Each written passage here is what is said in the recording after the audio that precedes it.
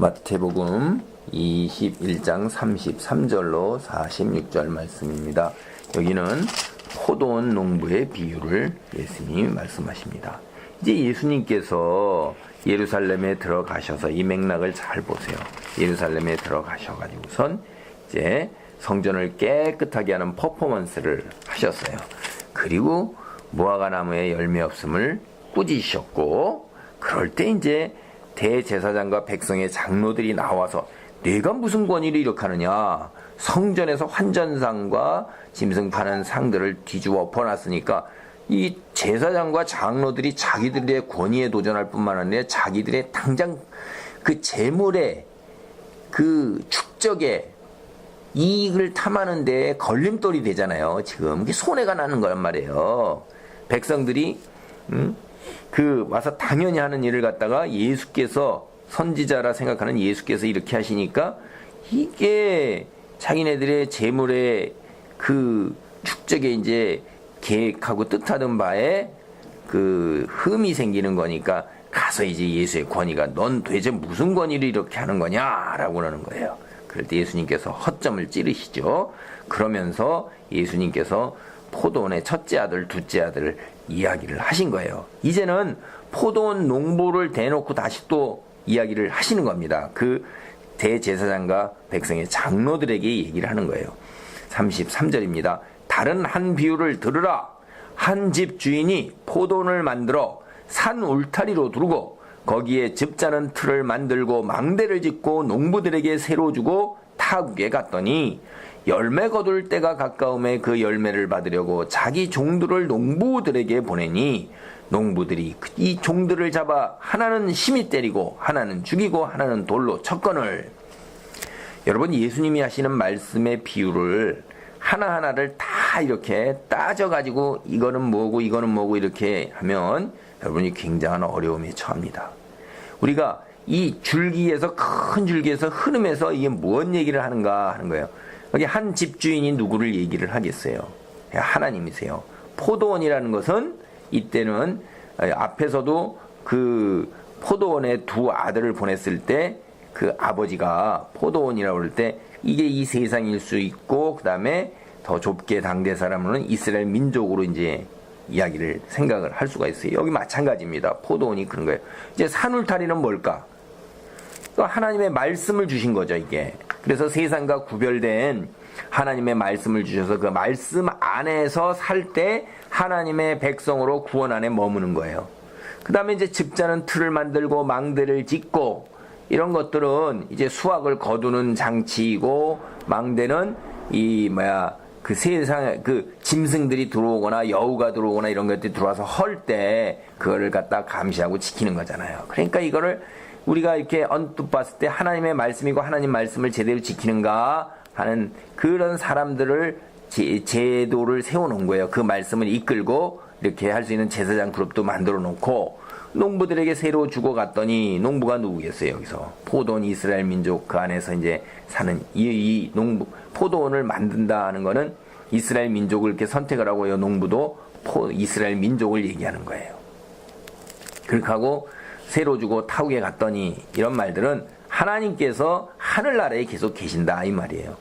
이제 종말의 때가 가까웠어요. 열매 거둘 때가 가까우니까 열매를 받으려고 그 하나님의 말씀대로 살아가서 이방 민족들에게 하나님의 빛을 얼마나 드러냈고 영광을 드러냈느냐 하는 거를 결산을 하기 위해서 이제 선지자들을 보낸단 말이에요. 자기 종들을 이스라엘 민족에게 보낸 거예요. 그랬더니 이스라엘 민족이, 사람들이 어떻게 했어요? 종들을 잡아 하나는 힘이 때리고 하나는 죽이고 하나는 돌로 쳤어요. 이스라엘이요, 사사시대에 여러분 역사를 한번 보세요. 선지자들을 얼마나 보냅니까? 보냈는데 보낸 선지자들을 그들이 존중하고 대우하고 하나님 말씀에 순종했냐 이 말이에요. 그러지 않았거든요.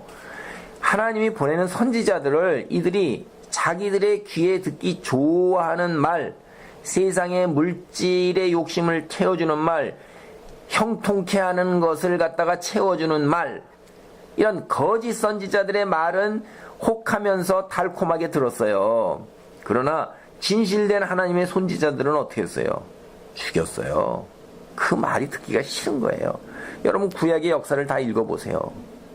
앞에 읽어보면 이 선지자들이 얼마나 심한 고통 속에서 어려움 속에서 살았냐는 거예요. 우리 엘리야 같은 사람, 이거 굉장히 대단한 능력을 지닌 사람이죠. 근데 얼마나 심한 고통에서 차라리 내가 죽기를 원하나이다 이렇게 하고선 호렙산에 가가지고선 바알 선지자들을 다 죽이고 난 후에 그 아합 왕을 피해가지고선 걸어서 거기까지 가서 기진맥진할 때 하나님께서 입히시고 먹이시고 채우시는 걸 우리는 봐요. 까마귀로 해서. 그래도 그가 거기 가서 죽기를 원할 때 그를 참 어루만지시고 이렇게 하잖아요. 얼마나 고단했겠어요. 그렇게 큰 능력을 베풀었어도 이 선지자들을 이스라엘 민족들이 다 죽인 거 아니에요. 그럴 때 대적 홀로 이방 선지자들을 대적하고 그렇게 했던 놀라운 그 선지자도 그렇게 힘든 삶을 산 거예요. 이 사람뿐만이 아니에요. 뒤에 나오는 선지자들 다 내내 보세요. 얼마나 에스겔은 또 어떠하고 아모스는 어떠하고 이사야는 어떠하고 이 선지자들의 삶이라는 것이 참 힘든 거예요. 그래서 이제 36절입니다. 다시 다른 종들을 처음보다 많이 보내니 그들에게도 그렇게 했는지라. 하나님께서 얼마나 많은 선지자들이 얘들이 잘 모르고 그러나 보다 그렇고 더 많은 선지자들을 계속해서 보냈더니 똑같은 거예요. 변함이 없는 거예요. 다 배척하는 겁니다. 이 땅에서 먹고 살고 쾌락을 누리고 이방 사람하고 똑같은 거예요. 세상 사람하고 똑같은 거예요.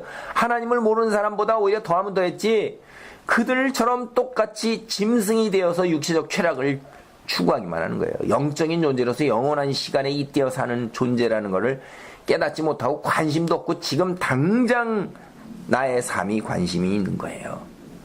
그래서 37절입니다. 후에 자기 아들을 보내며 이르되 그들이 내 아들은 존대하리라 하였더니 농부들이 그 아들을 보고 서로 말하되 이는 상속자니 자 죽이자 그의 유산을 차지하자 하고 이에 잡아 포도원박에 내쫓아 죽였느니라.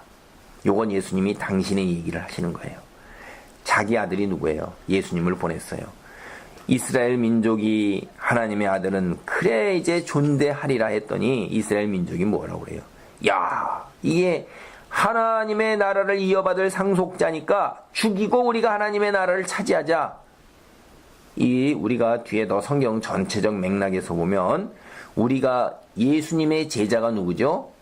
예수님의 상속이에요. 예수님이 돌아가셔서 우리가 그 돌아가셨기 때문에 예수님이 차지한 천국을 우리가 유업을 물려받는 것입니다. 그리고 또 우리를 뭐라고 부르셔요? 하나님께서 하나님의 아들이라고 부르셔요. 그래서 우리가 유산을 차지하게 되는 거예요. 천국을 물려받는 것입니다. 천국 안에 들어가서 살게 되는 놀라운 일이 벌어지는 거죠. 그래서 잡아 포도원 밖에 내쫓아 죽였느니라. 예수님께서 당신이 어떻게 죽을 것을 3번이나 가르치셨죠? 이스라엘 민족이 어떻게 해요? 예수님을 십자가에 못 박혀 죽이잖아요. 어떻게 하기 위해서 그런 거예요? 그들은 이 제사장과 장로들이나 이런 사람들이 이 땅에서 누리는 자기들의 그 재물, 부, 권력, 사회적 지위 이런 것들을 그대로 온전하게 누리기를 바랬던 거예요. 그래서 예수 그리스도를 잡아 죽이는 거예요. 예수 그리스도가 이스라엘 백성들을 다 이끌게 되면 자기네들의 그러한 특권들이 다 사라지게 되고 로마 정부에서 무너지게 되고 로마 군대가 들어와서 완전히 철저하게 파괴하면서 자기네에게 주었던 자치권이나 이런 것들, 자기들이 누렸던 이 종교적 특혜, 부 이런 걸 다 잃어버리게 될까봐 한 사람이 전체를 위하여 죽는 것이 아니라라고 제사장 가야바 이런 놈들이 말도 안 되는 소리를 해가지고 자기네 정당화시키는 거예요. 자기의 그 탐욕과 소욕을 그렇게 하고 죽였잖아요. 그 얘기를 하시는 거예요. 41절 42절 보십니다. 그들이 말하되 그 악한 자들을 진멸하고 포도는 제때 열매를 바칠 만한 다른 농부들에게 새로 줄지니이다. 예수님이 뭐라고 했어요? 40절에. 그러면 포도원 주인이 올 때 그 농부들을 어떻게 하겠느냐? 자기들이 생각할 때에도 그게 악한 자거든요. 그러니까 포도원을 갖다가 열매를 바칠 만한 다른 농부에게 새로 다시 줘라. 그들을 다 진멸하고. 와, 자기 입으로도 그게 말이 안 되는 소리를 한 거예요. 입으로. 그러니까 예수님께서 뭐라고 그래요? 42절에. 예수께서 이르시되 너희가 성경에 건축자들이 버린 돌이 모퉁이의 머릿돌이 되었나니 이것은 주로 말미암아 된 것이요 우리 눈에 기이하도다 함을 읽어본 일이 없느냐. 그러니까 건축을 하는 사람들이 이거 쓸모없는 돌이야 라고 그 돌이 너무나 잘생겼으니까 버리는 거예요. 근데 그게 뭐예요? 모퉁이의 머릿돌이라는 것은 집을 지을 때 가장 중심이 되는 기둥이 되는 핵심 돌이에요. 그게 내 코너에 그 돌로부터 벽을 쌓아 나갔습니다. 그 돌이 벽을 의지해주고 집 전체의 담을 의지하는 거예요. 근데 가장 중요하고 요긴한 돌이 핵심적인 돌이 된 거죠. 이게 예수님을 얘기하는 거잖아요. 43절 그러므로 내가 너희에게 이르노니 하나님의 나라는 너희는 빼앗기고 그 나라의 열매 맺는 백성이 받으리라. 너희 말과 똑같이 하나님의 나라는 악한 자들, 악한 농부들에게 눈 빼앗기고 이제 제때 열매를 바칠 만한 다른 농부, 그 나라의 열매 맺는 그 농부에게 주란 너희 말만처럼 그 사람들이 받으리라. 이게 뭐죠? 이스라엘 민족에게 하나님의 백성으로서 하나님의 영광을 드러내고 하나님을 전하는 사명이 이제 이방으로 옮겨진 거예요. 이방으로. 그래서 우리가 그리스도인이 된 거잖아요. 이방 민족인 우리가 그 나라의 열매 맺는 백성. 우리가 누구예요? 하나님 나라의 열매 맺는 백성으로 선택받고 이제 세워진 겁니다. 열매 없으면 어떻게 되죠? 앞에 모아가의 저주처럼 죽는 거예요. 44절 이 돌 위에 떨어지는 자는 깨지겠고 예수님의 말씀을 지키지 않는 자, 그게 예수님 위에 이제 걸려 넘어지는 자예요. 깨지는 거예요. 죽는 거예요. 이 돌이 사람 위에 떨어지면 그를 가루로 만들어 흩으리라. 하나님의 말씀, 예수님의 말씀이 심판의 기준이 되기 때문에 예수님 말씀이 그 사람의 종말의 심판의 기준이 돼서 그가 박살이 난다는 거예요. 지옥으로 간다는 거죠. 이제 그들이 깨달았어요. 45절 46절 보세요. 대제사장과 바리새인들이 예수의 비유를 듣고 자기들을 가리켜 말씀하신 줄을 알고 잡고자 하나 무리를 두려워하니 무서워하니 이는 그들이 예수를 선지자로 합니다. 이 사람들이 머리가 없는 건 아니에요. 믿음이 없는 거죠. 이제 이 비유를 탁 듣고 나서 여러분이 이 비유를 들었을 때 이 비유가 바로 자기들을 가리키는 것, 대제사장과 백성의 장로 바리새인 이런 사람 자기들이 예수 그리스도를 믿지 아니하고 배척하고 죽이려 하는 것이 그게 그대로 자기를 비유로 이렇게 얘기한 거구나. 그리고 우리가 받아들이지 하나님의 말씀을 받아들이지 않는 것, 선지자들이 이렇게 계속해서 주상들이 거부한 것이 오늘날 나를 가리키는 거구나라는 걸 깨닫는 거예요. 머리가 상당히 있는 거죠. 하나님 말씀은 정통한 거예요, 이들이. 그런데 믿음이 없는 거예요. 보는 눈이 없는 거예요. 영적인 눈이 열리지 않는 거예요. 그러나 세상 백성들을 두려워해서, 백성들이 돌로 칠까 두려워해서 예수님을 선지자로 다 호산나 찬송하리로다. 다윗의 후손으로 오시는 이요 라는 그 찬송 소리에 백성이 따르는 것에 두려워가지고 돌 맞을까 두려워서 못 잡는 거예요. 여러분, 포도원 농부의 비유를 누가 깨달았어요? 오늘날 우리만 깨달아요? 아닙니다. 여기 보세요. 대제사장과 바리새인들도 깨달았습니다. 그러나 그들은 믿음에까지 나아가지 못했던 거예요.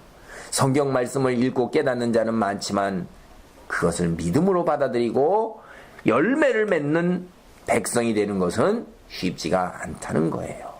열매 맺는 백성, 그 자리에 있는 은혜, 그리하여 돌 위에 떨어지지 않고 돌이 위에 떨어져서 가루로 만드는 이런 저주가 임하지 않는 그런 은혜 자리에 있게 되기를 간절히 바랍니다. 상속을 물려받는 유산을 차지하는 놀라운 은혜의 자리에 있기를 바랍니다.